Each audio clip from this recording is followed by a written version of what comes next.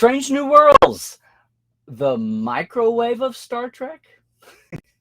Today on episode 267 of Trekland Tuesdays Live with me, Dr. Trek Larry Nemecek, coming at you right here from the heart of Trekland through Portal 47 for some sanity, clarity, and the big picture in all things Star Trek.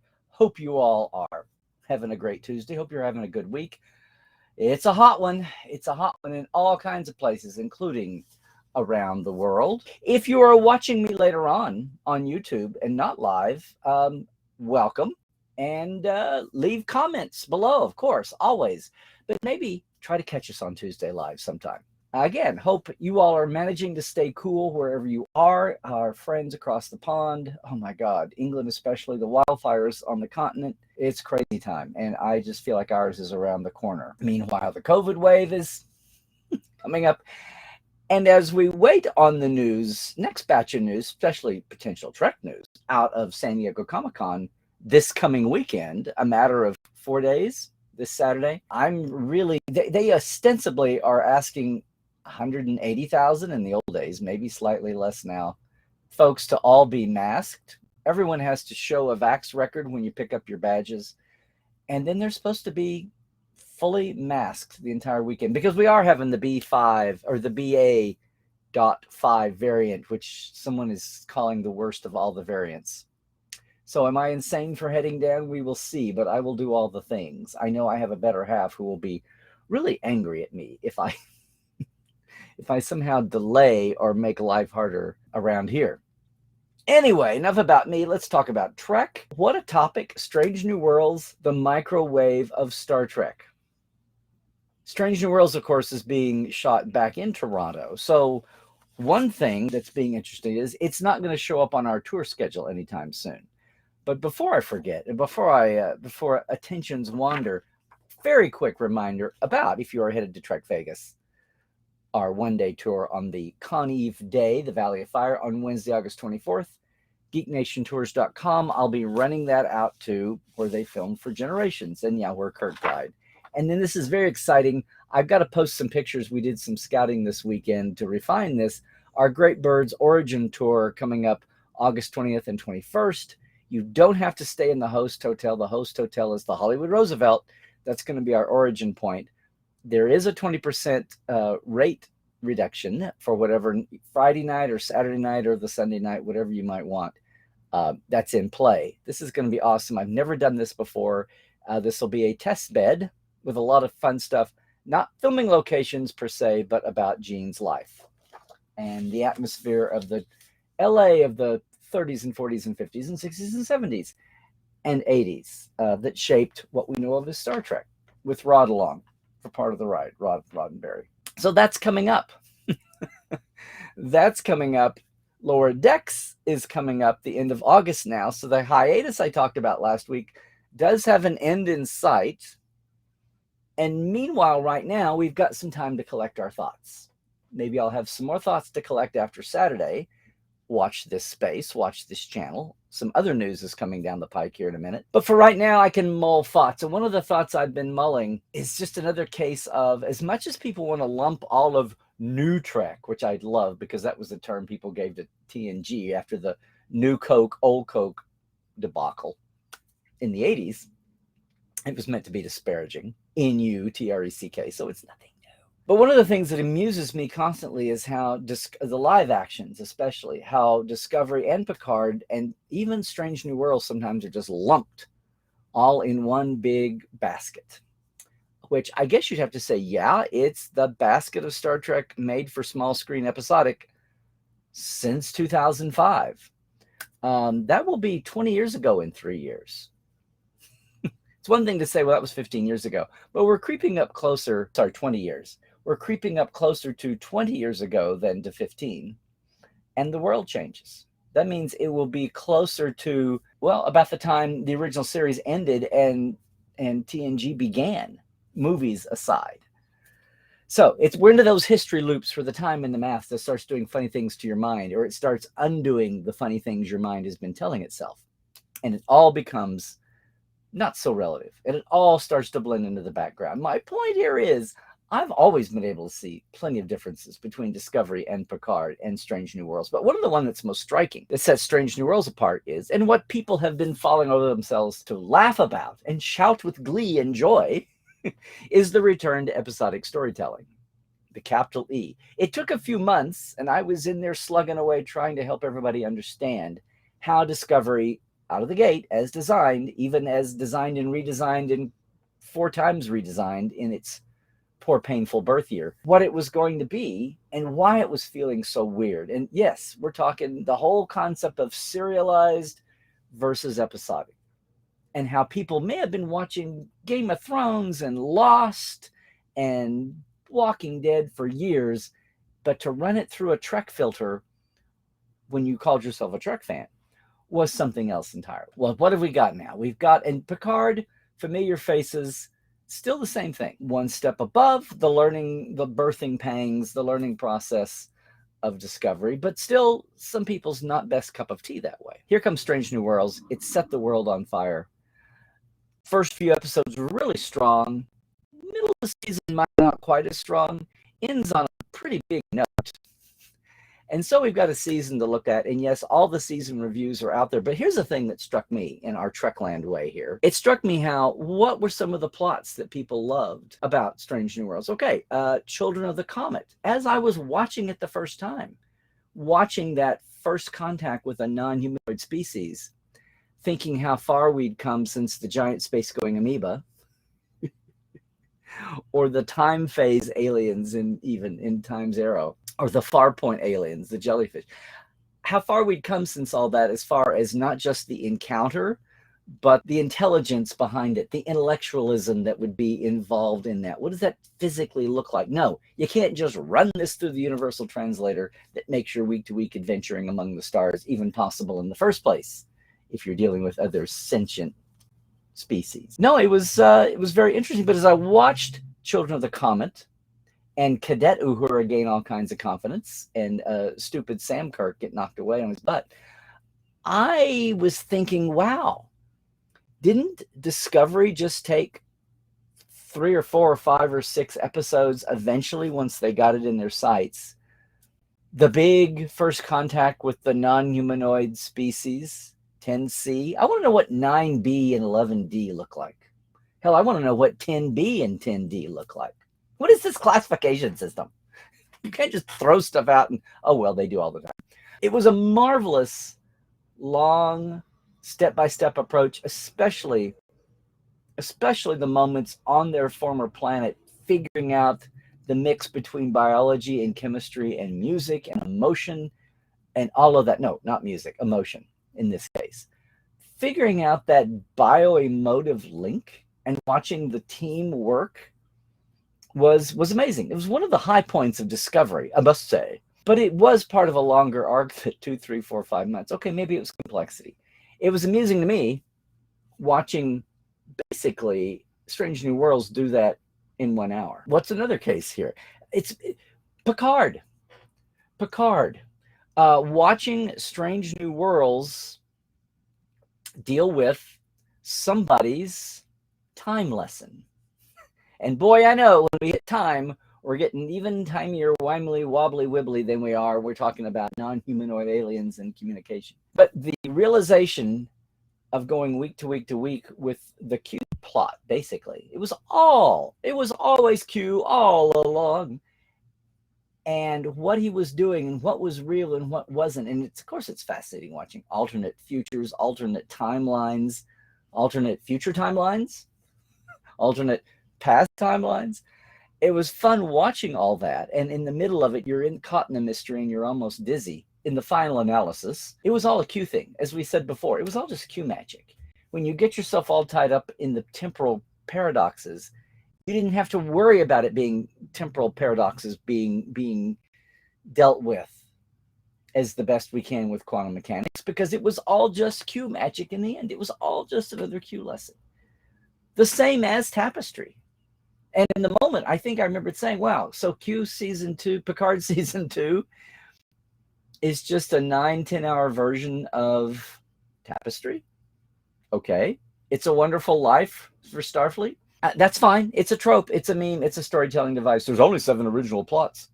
That's fine. What struck me, though, was watching and realizing that Strange did it in an hour. Now, in a very compelling way. Not a Q coming in to do it, but future me coming back to do it. And again, nothing that we haven't seen spin-offs from at times. We've seen future Janeway come back and yell at past Janeway. After we ourselves had seen what the disparity was, right? We saw Voyager end early. We knew where that was all coming from. So future me's and present me's aren't anything new in Star Trek. What struck me, though, in this time we live in now, when the pendulum is swung and people are still grappling with what the new paradigms of Star Trek are going to be, even as we've been through, oh my God, 5 series. Well, people love to say that it's 5 series of little mini seasons. What would 5? We've had 5. I mean, Discovery's had 4 seasons of 10 episodes-ish, a few more in cases. They're really like about 2 seasons in of old school. Think where you were with Next Generation after 2 seasons. Michael Piller hadn't even shown up on the stage yet, much less everybody he brought to bear, from Jerry Taylor to Ron Mortimer. I mean, we were still in the Maury Hurley era of Next Generation at this time. Picard the same way. Picard's had 2 seasons, and it hasn't even been a full season of 26 model era Trek. So, again, some relevance here going on. Basically, everybody feels it in their bones, as opposed to something created as a comic book, as something created as a daily strip, something created as a movie franchise, most of all, something created as a novel. Star Trek was created as a weekly series, and that's where its first best destiny is always going to lie, despite the highs and the lows of movie making or any other format. I would almost argue STO gaming, but that's another story, is one that's an exception to that, because Star Trek has always felt like it was ripe and ready for massive multiplayer MMM gaming because of its tapestry of a universe, even more than Star Wars, because Star Trek was on film, not trading cards. But I digress. Again, that timey-wimey episode, A Quality of Mercy, the finale of Strange New Worlds, basically felt like the entire season of Picard season 2.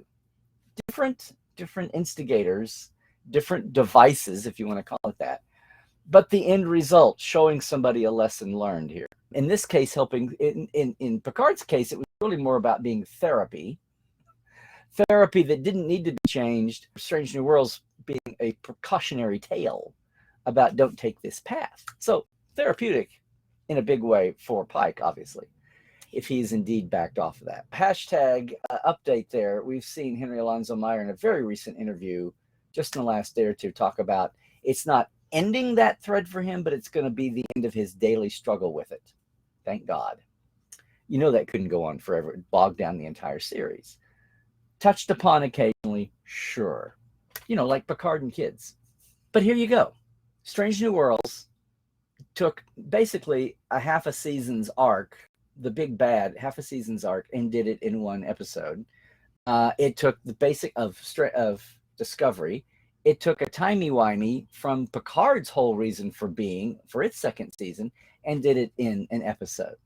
Now, the creators, Henry Alonzo Myers and Akiva Goldsman, have all talked about Strange New Worlds being an exercise back in showing this is how we do standalone shows. Not standalone character arcs. People don't automatically forget Edith Keeler the next episode. Those things are going to hang on with our characters now. And yeah, our legacy characters are going to blend into the bones of what we know from the original series. I don't think anything's going to be violated on paper. But it was a test. It was a test on that finale. I was constantly thinking, okay, is this going to be a future Pike wipe away, or is this something that by Pike's reaction tells us something from Prime? And of course, we're jumping ahead 7 years and going into an alternate. So you had plenty of that to explain away most everything. I'm going to go in the weeds at some point. We're going to get back and talk about the Farragut. The Farragut and Pike's accident. But for now, there's where I am. There's where I am. And on top of everything else everybody has said about Strange New Worlds all season long, about the individual characters, killing off a regular from square one, weaving the legacy characters in and out of known canon and still making them fresh and new without violating anything, and being faithful to the new characters. And why didn't Ortegas get an episode? All kinds of things going on. That includes the Gorn.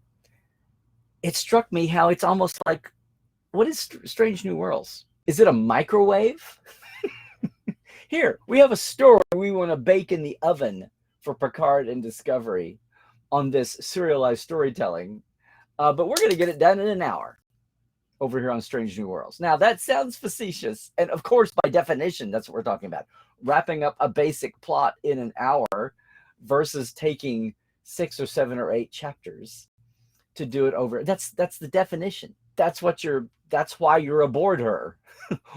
One is serialized, one is standalone, of course. But it gets back to, I'm still trying to get a handle on if the popularity of both sides of the fence, and believe me, there is lots of popularity. Hi, audience of mine. There's tons of popularity for the storytelling of Discovery and Picard, especially Discovery. Now, has it got to the stratosphere? No. I don't think the newer audience has found itself to explode. It took Next Generation 3 or 4 actual years and actual episodes of long seasons to get to that best of both worlds breakout moment, and had that start catching up over the next year or two. So we'll see what happens. It's also not the same landscape of the 90s. There's a few other genre shows out there to steal people's attention. But at some point, at the end of the day, is it generational like so much else feels like? Or is it just that we haven't heard from the serialized storytelling fandom? We're starting to more and more. I see pushback. I have to get out of my circles and go find it. And no, I'm not talking about trashy, toxic tuber circles. I'm talking about sincere, legit people talking intelligently and having their own comments to talk about the standalones of Strange New Worlds. Because here's what's funny. As much as, and yeah, I kid about, is Strange New Worlds the microwave? We can get things done faster. That is not a competition. That does not mean that Strange New Worlds is better than the writers. Strange New Worlds team is not better than the writers of Picard or Discovery. It's what the goals are. It's what the playbook is. What struck me as funny is how we have a whole generation that's into that, as we said before.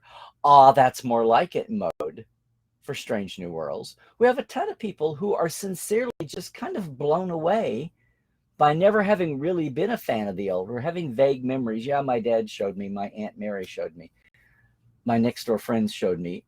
They didn't really live week to week. They didn't really absorb the mantra, a random show here and there from Next Gen or Voyager, whatever.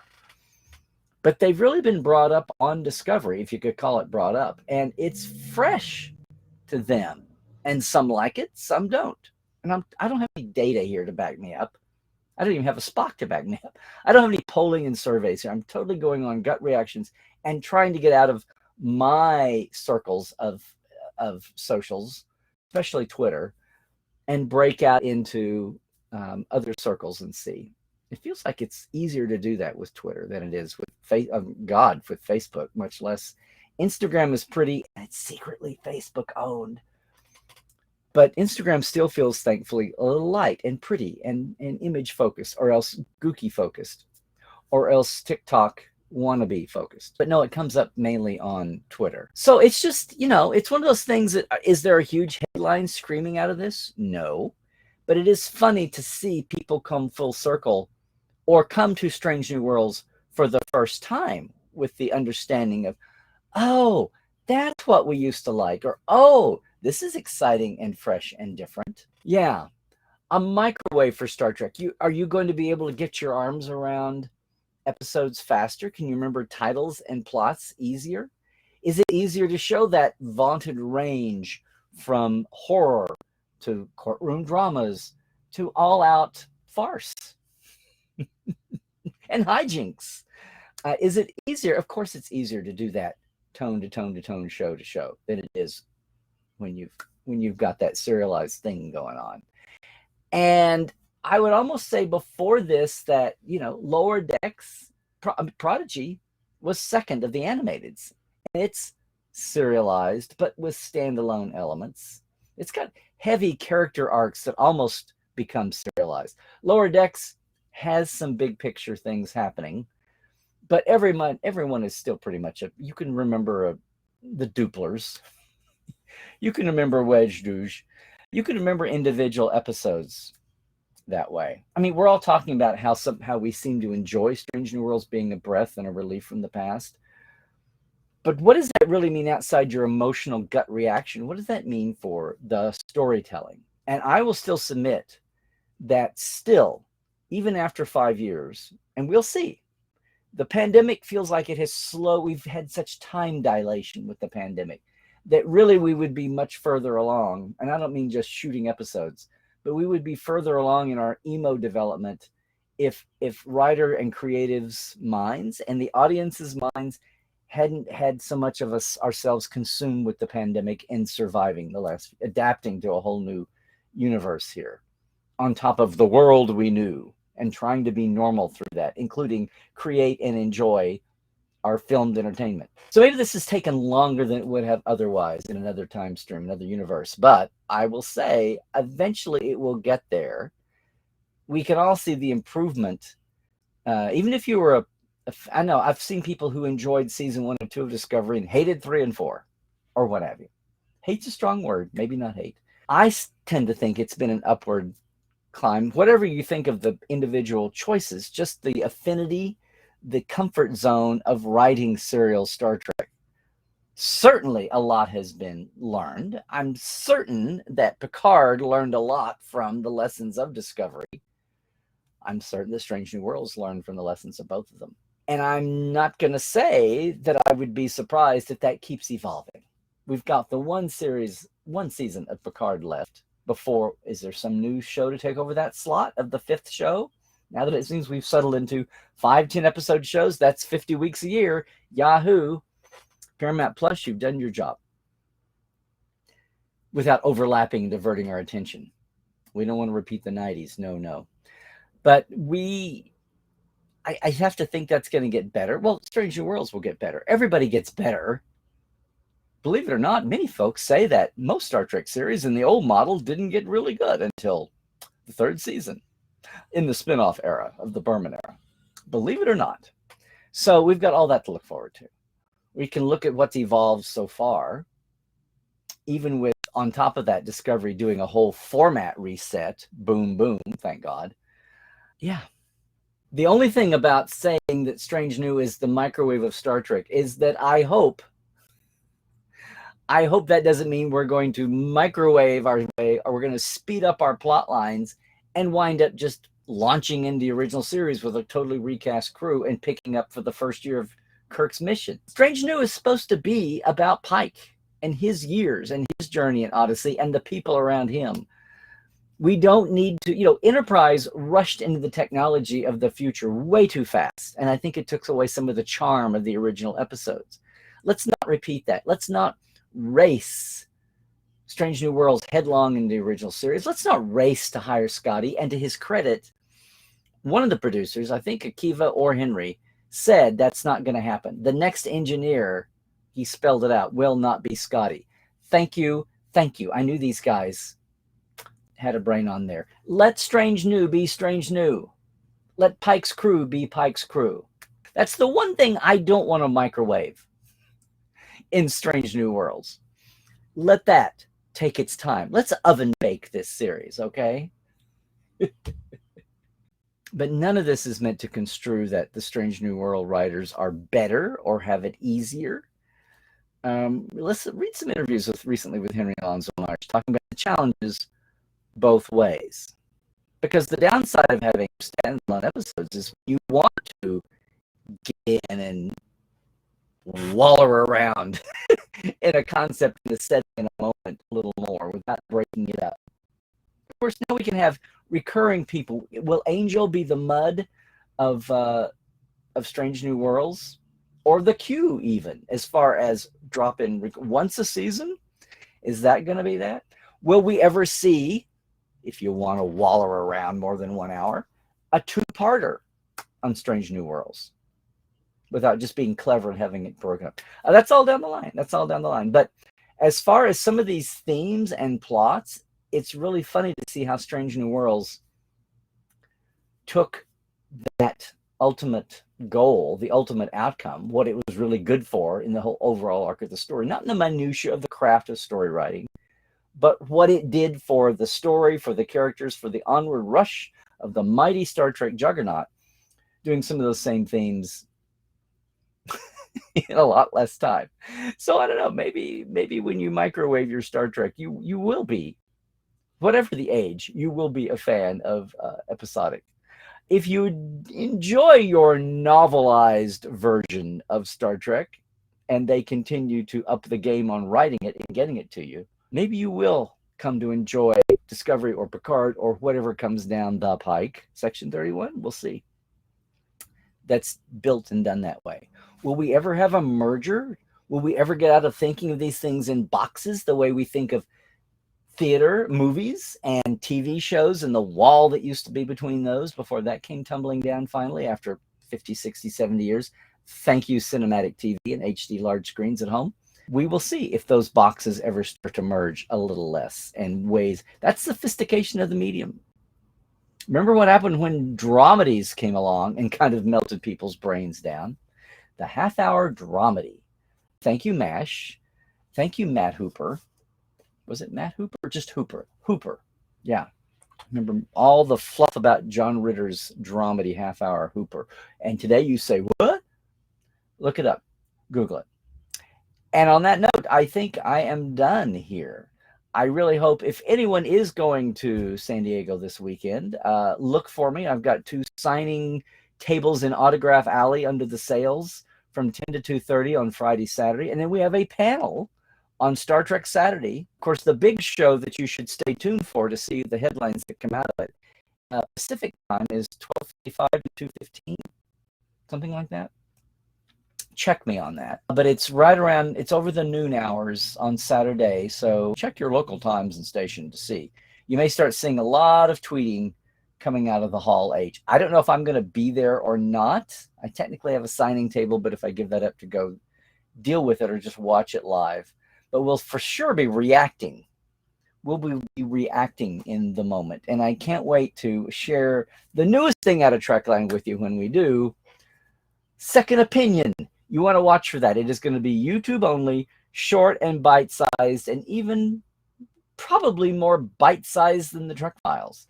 So you want to see that. Made for YouTube especially, in and out.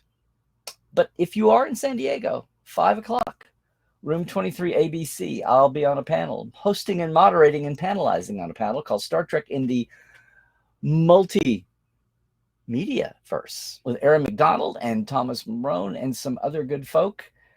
If you're there live, come and see us.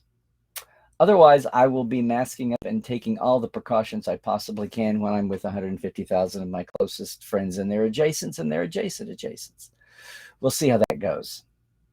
Of course, Vegas is around the corner at the end of next month, and I can't wait to see you there. And again, if you're headed there, it would be awesome if you could join us either the day ahead for our Geek Nation Tours tour out to Valley of Fire, the Kirk Memorial Tour, or the weekend ahead of that, just by trick of the calendar, because it's Gene Roddenberry's weekend adjacent to his birthday, end of the Gene centennial year. Finally, we're getting to do this, the Great Birds Origin Tour, 2 full days in Los Angeles, retracing all the life, all the spots that led to what we know as Star Trek, August 20th and 21st.